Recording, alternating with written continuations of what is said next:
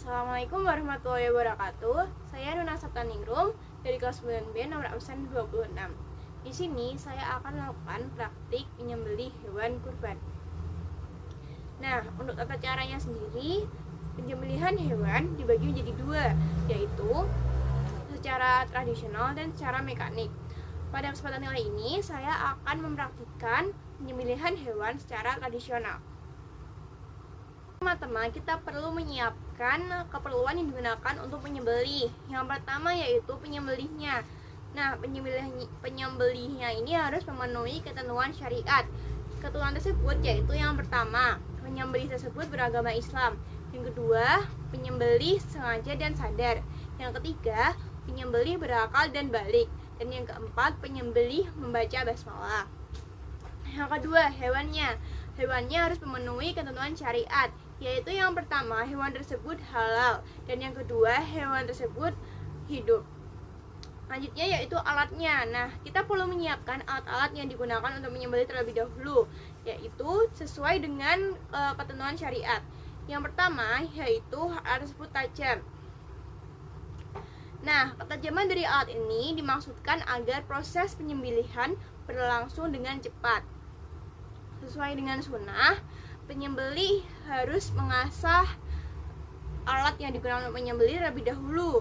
Tujuannya agar hal tersebut tajam sehingga proses penyembelihan berlangsung dengan cepat dan tidak menyiksa hewan terlalu lama.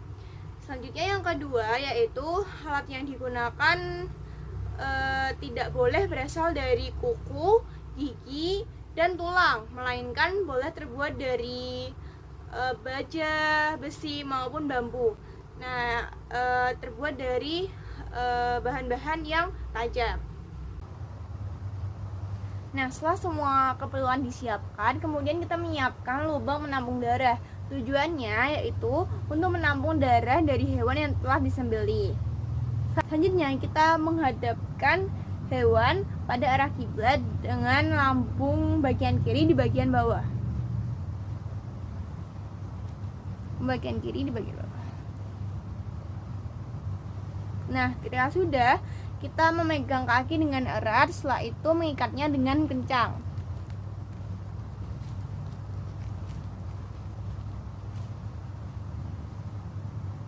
Nah, jika hewan yang akan disembelih ini adalah hewan yang besar seperti sapi atau kerbau, maka kita memerlukan bantuan dari orang lain untuk memegangi agar hewan tersebut tidak kemana-mana.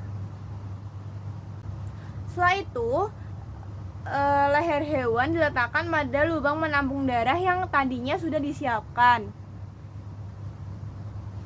Setelah itu yaitu berniat menyembelih. Menyembelih harus sesuai dengan ketentuan syariat yang berlaku. Ketentuan tersebut yaitu yang pertama, penyembelih memotong bagian pangkal leher sampai terputus urat leher, saluran pernafasan, dan saluran makanannya.